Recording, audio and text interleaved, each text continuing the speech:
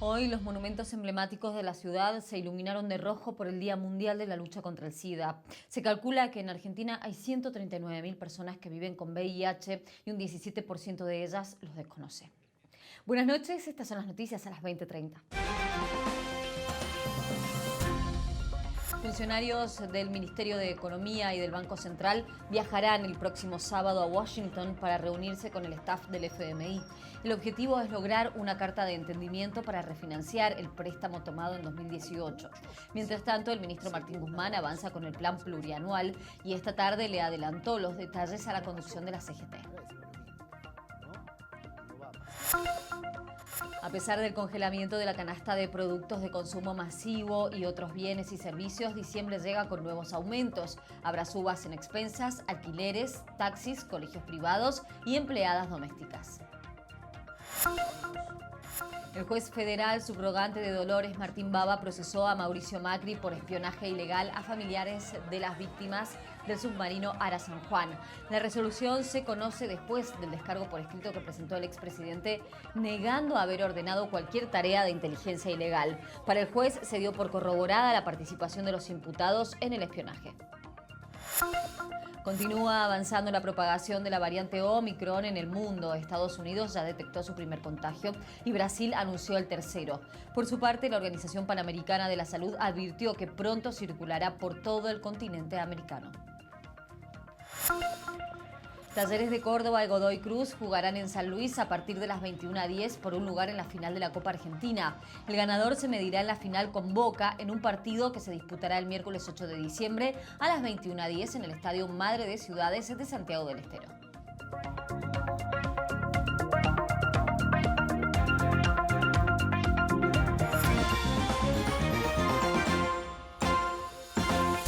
El Gobierno Nacional y el Fondo Monetario Internacional negociarán una carta de entendimiento por la reestructuración de la deuda. Funcionarios del Ministerio de Economía y del Banco Central viajarán el próximo sábado a Washington para reunirse con los directivos del FMI. El objetivo es terminar los aspectos técnicos de un acta de compromiso en donde va a figurar la política económica que implementará el gobierno argentino y también una carta de intención para que sea aprobada por el directorio ejecutivo del organismo. La secretaria de Relaciones Económicas Internacionales, Cecilia Todesca, aseguró que están buscando refinanciar el préstamo con un buen acuerdo. Se está negociando fuerte, nuestro objetivo es llegar a un acuerdo con el fondo para despejar los vencimientos, los enormes vencimientos que enfrenta la Argentina, particularmente el año que viene y el próximo. Ese es un escollo grande, es un préstamo enorme que fue, digamos, tomado entre gallos y medianoches y con un cronograma de repago absolutamente imposible para la Argentina. Así que sí, tenemos todos nuestros esfuerzos puestos en conseguir un buen acuerdo para la Argentina con el Fondo Monetario Internacional. Y esta tarde el ministro de Economía, Martín Guzmán, se reunió con la cúpula de la CGT en la sede de la Central Obrera. Conversaron sobre la negociación con el FMI y analizaron el plan plurianual que el Gobierno Nacional presentará en el Congreso. En la previa de la reunión con el FMI bajó el riesgo país y subieron los bonos y las acciones argentinas. Los bonos subieron un 4% y la bolsa más del 7%. Las acciones que más crecieron fueron las del Supervil, el Grupo Galicia e YPF. Además, el riesgo país bajó casi un 4% después de 11 días en alza. A su vez, el dólar oficial aumentó 7 centavos y cerró a 106 pesos con 55. En tanto, el contado con liquidación subió a 224 pesos, mientras que el MEP bajó a 200.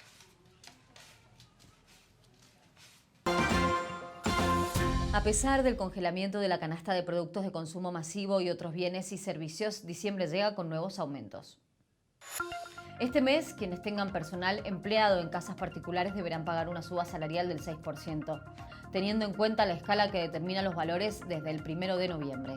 Además, desde el 1 de diciembre los sueldos aumentaron otro 7%, como parte del segundo tramo de las paritarias. De esta forma, para el sueldo de mes en curso se pagará 256 pesos la hora o un salario mínimo de 31.416 pesos. También aumentarán las expensas, ya que en diciembre se deberá pagar un bono de unos 10.000 pesos para el encargado de edificio con jornada completa. Este bono se suma a un acuerdo paritario con 10% de aumento a partir del sueldo de noviembre. Los que hayan cerrado un contrato de alquiler en diciembre del año pasado tendrán su primer aumento anual por la ley de alquileres. El ajuste sería de hasta un 60%. Los colegios privados en la ciudad podrán realizar un incremento en su cuota de hasta el 7%, mientras que en la provincia de Buenos Aires todavía no se conoce cuál será el aumento. Además, desde la medianoche rige un 30% de aumento en la tarifa del taxi. Se trata de la tercera suba del año y aplica tanto para el día como para la noche. A las 9 de la mañana, la fila era de más de una cuadra. Todos querían comenzar su jornada de trabajo con la tarifa actualizada. El problema es que son cerca de 50 empresas habilitadas y hay más de 30.000 vehículos autorizados a circular. Salvo algunas excepciones en alguna marca de relojes que por ahí se puede llegar a programar un día antes.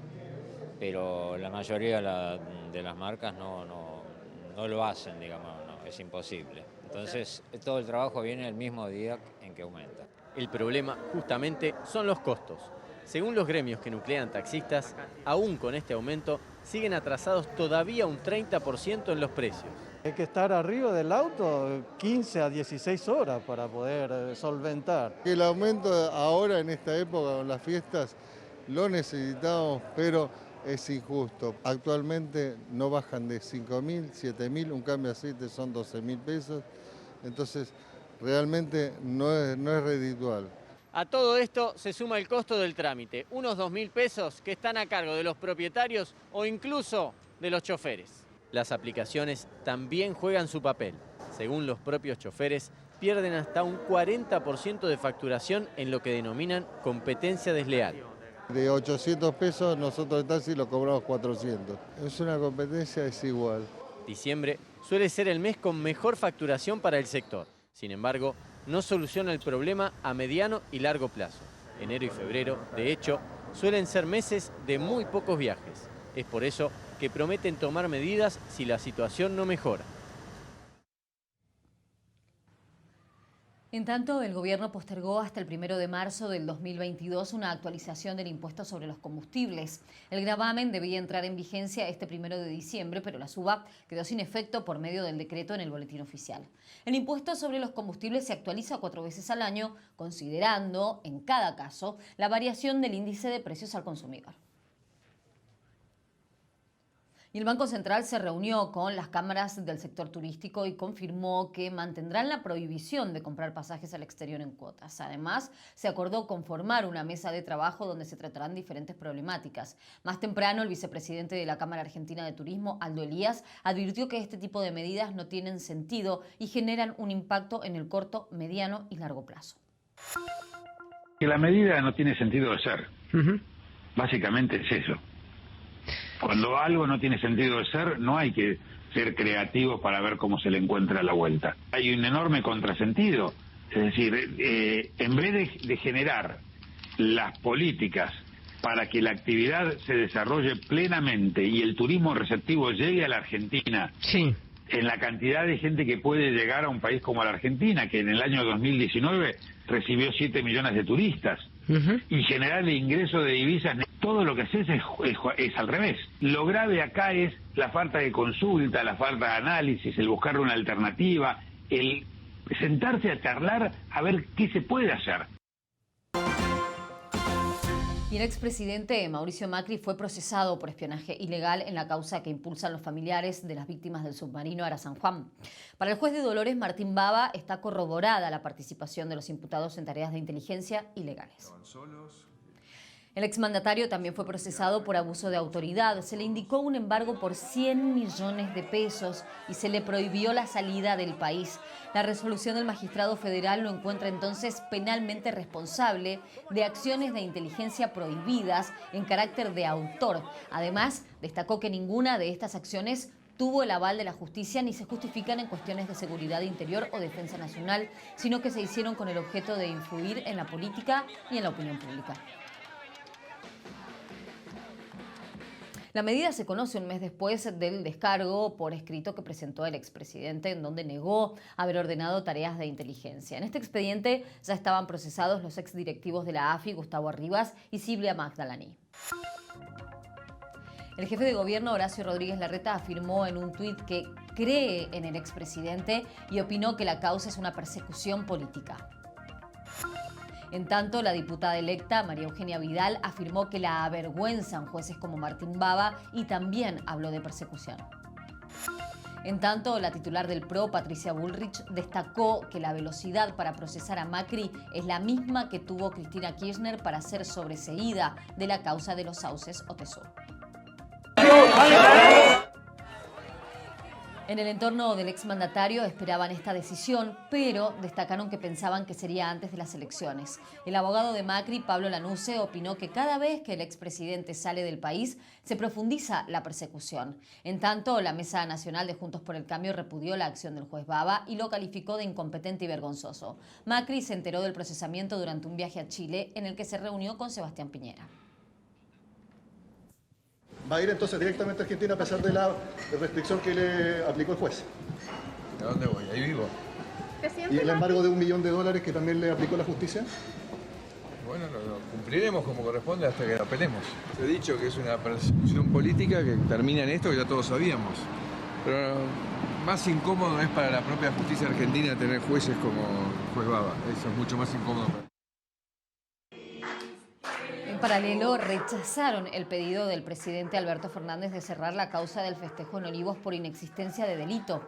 El juez Lino Mirabelli sostuvo que no están dadas las condiciones para hacer lugar al planteo. El magistrado además señaló que el sumario se encuentra en una etapa preliminar y falta recopilar elementos de prueba.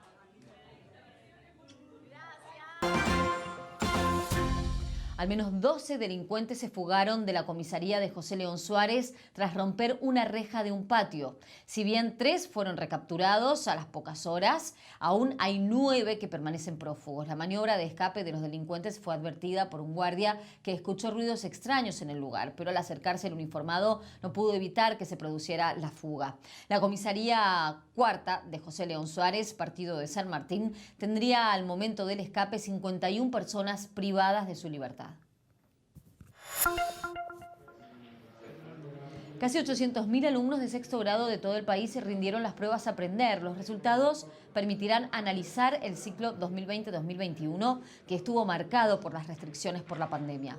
Se evaluaron temas vinculados a la lengua y matemáticas y se relevaron características del hogar, trayectoria y experiencia escolar. Las pruebas se realizaron después de que se conocieran los malos resultados que obtuvo Argentina en la evaluación que hizo la UNESCO en el 2019.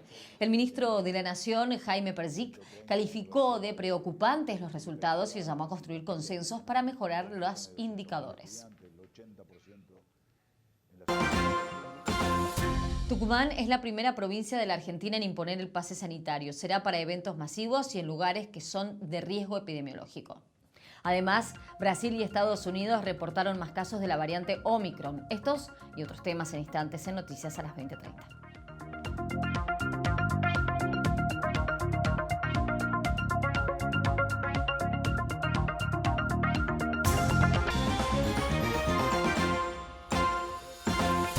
Tucumán es la primera provincia del país en implementar el pase sanitario.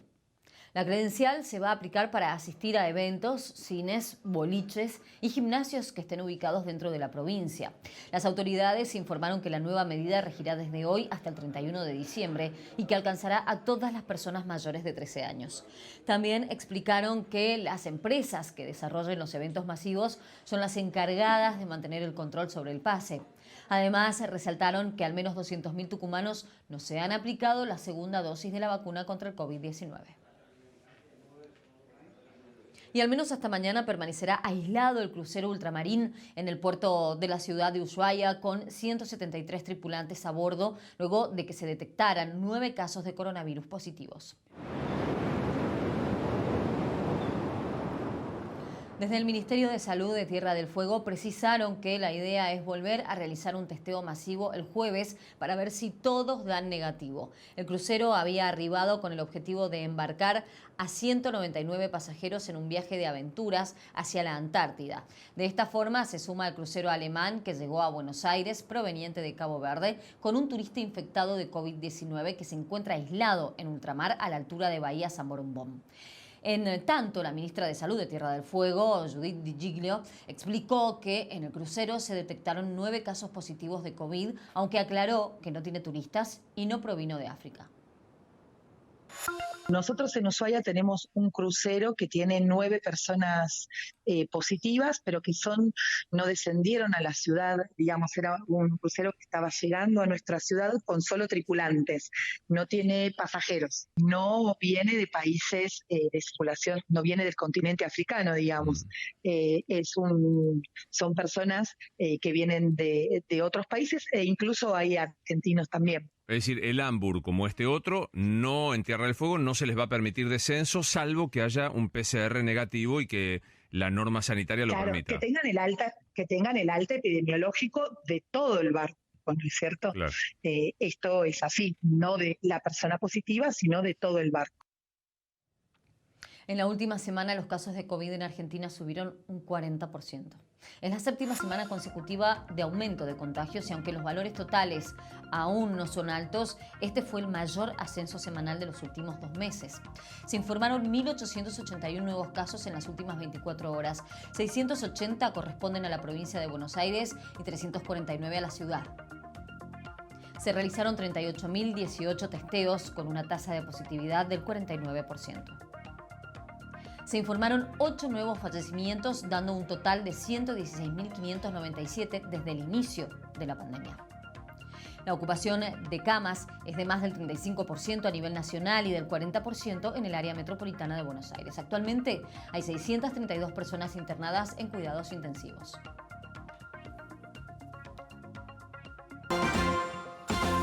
Hoy fue el segundo día del juicio contra Juan D'Artés por presunto abuso sexual a Telma Fardín.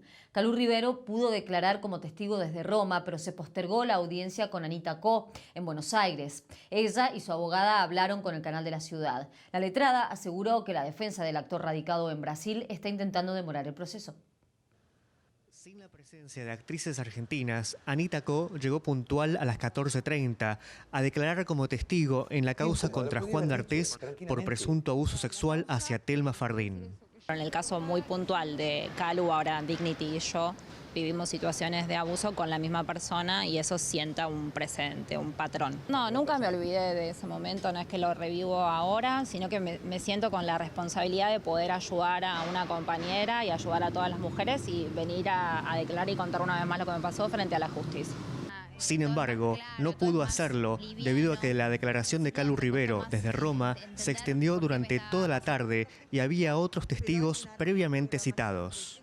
Para el día de hoy queda un testigo, un actor, y no sabemos si alguno más podrá también declarar en el día de hoy, pero sí conocemos que este tema de la traducción simultánea hace muy largo el proceso. Ahora no hay fecha definida para el testimonio de Anita Co y para las otras 9 testigos. Esto se suma a la evaluación que debe ser la perito-psicóloga que dispuso Juan D'Artés, lo que va a demorar todavía más la sentencia. La estrategia es obviamente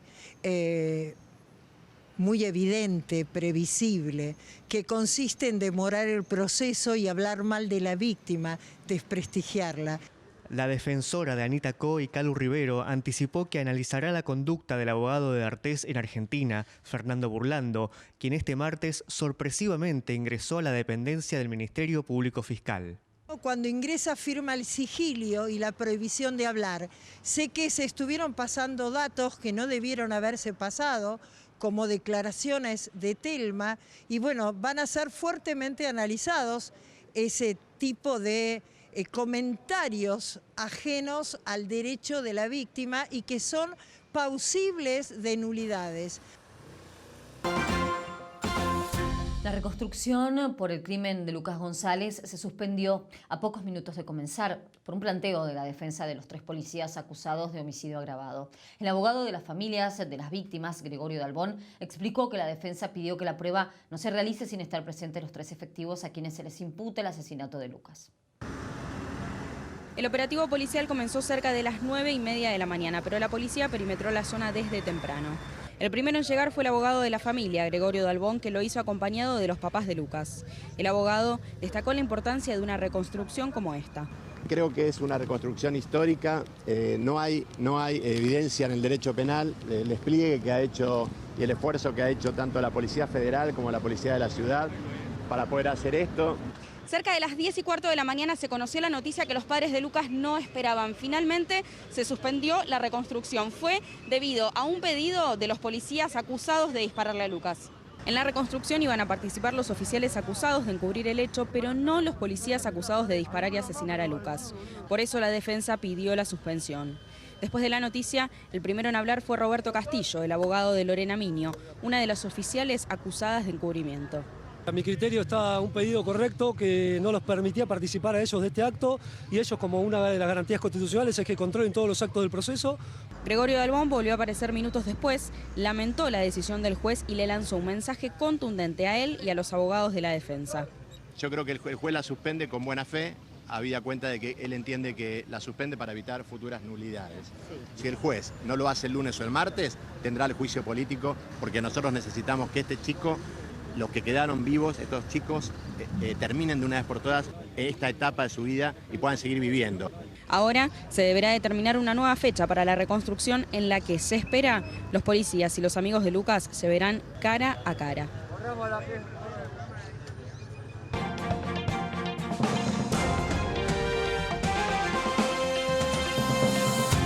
Avanza la propagación de la variante Omicron a nivel mundial. La Organización Panamericana de la Salud advirtió que pronto circulará por todo el continente americano.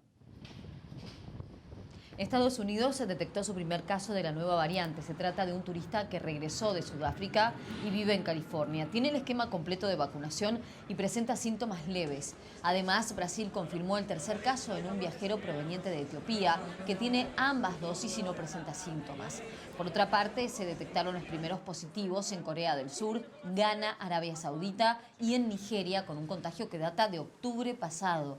A su vez, Japón confirmó que recibió un viajero procedente de Perú infectado con la variante Omicron y profundizó las restricciones de ingreso al país. Por su parte, el ministro de Salud de Israel se mostró optimista porque los primeros indicios se registran que los vacunados estarán protegidos frente a esta nueva variante. Nitzan Horowitz, encargado de la salud de la cartera de salud en realidad de Israel, afirmó que en los próximos días tendrán información más precisa sobre la eficacia de la vacuna, pero aclaró que no es necesario entrar en pánico porque existen indicios iniciales que indicarían que quienes estén vacunados con ambas dosis vigentes o con una dosis de refuerzo podrían estar protegidos ante la nueva variante. Además, confirmó que los casos fueron identificados rápidamente y que la situación se encuentra bajo control.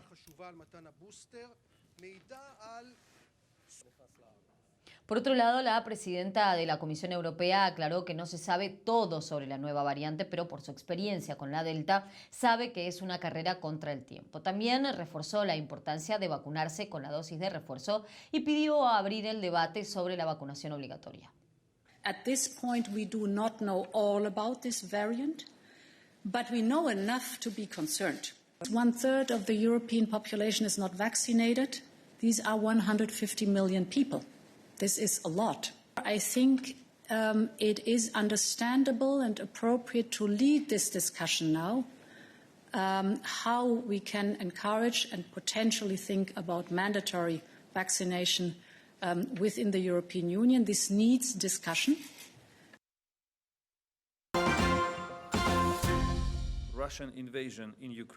El gobierno ucraniano pidió a la OTAN la aplicación de sanciones económicas contra Rusia frente a un aumento significativo de sus tropas en la frontera.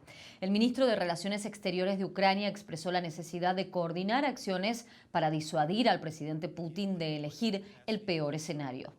En este contexto, el secretario general de la OTAN sostuvo que una agresión del Kremlin traería serias consecuencias políticas y económicas. Por su parte, Antony Blinken, responsable de la diplomacia estadounidense, coincidió en esta postura, pero no detalló las medidas que se van a tomar.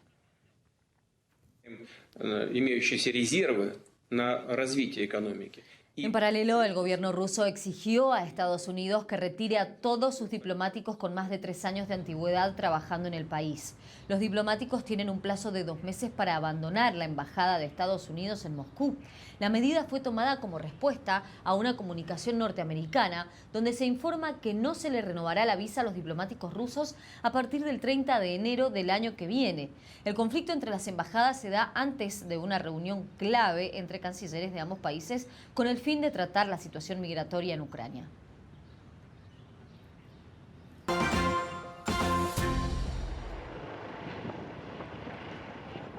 Explotó una bomba de la Segunda Guerra Mundial en Alemania y dejó 4 heridos, uno de ellos en estado muy grave. El estallido ocurrió cerca de una de las estaciones de tren principales de Múnich cuando obreros trabajaban en la construcción de un túnel. El tráfico y el servicio ferroviario se interrumpieron por varias horas. El explosivo pesaba 250 kilos y pertenecía a las bombas dormidas que se encuentran regularmente en el país. En la mayoría de los casos suelen ser desactivadas, como sucedió hace menos de un mes en la ciudad de Essen, donde tuvieron que evacuar a más de 11.000 personas.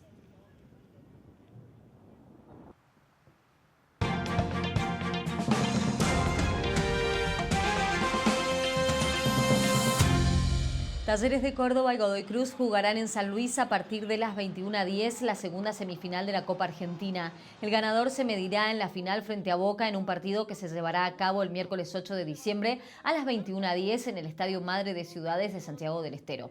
El equipo de Bataglia se vería beneficiado con un triunfo del conjunto cordobés, ya que tendría la posibilidad de jugar el repechaje para clasificar la Copa Libertadores 2022.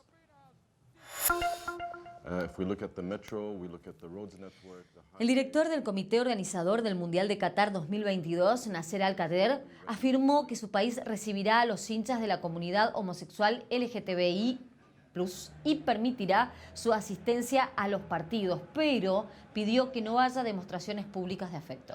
Además, señaló que pese a que la homosexualidad no está permitida en ese país, los aficionados que pertenezcan al colectivo podrán viajar y asistir a los partidos. Estas declaraciones se dieron a raíz de las denuncias de organizaciones de derechos humanos que señalan que Qatar condena la homosexualidad con penas de al menos de hasta 5 años de prisión.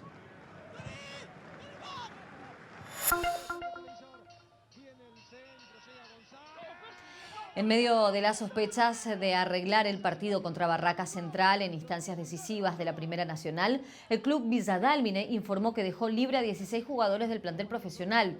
A través de un comunicado en sus redes sociales, el club informó que los despidos fueron decisión de la comisión directiva. El 15 de noviembre, Dálmine, que venía de 8 partidos sin perder, cerró el campeonato de Primera Nacional con una derrota frente a Barracas. Este resultado le permitió ganar la zona B y acceder a la final por el primer ascenso a la liga profesional.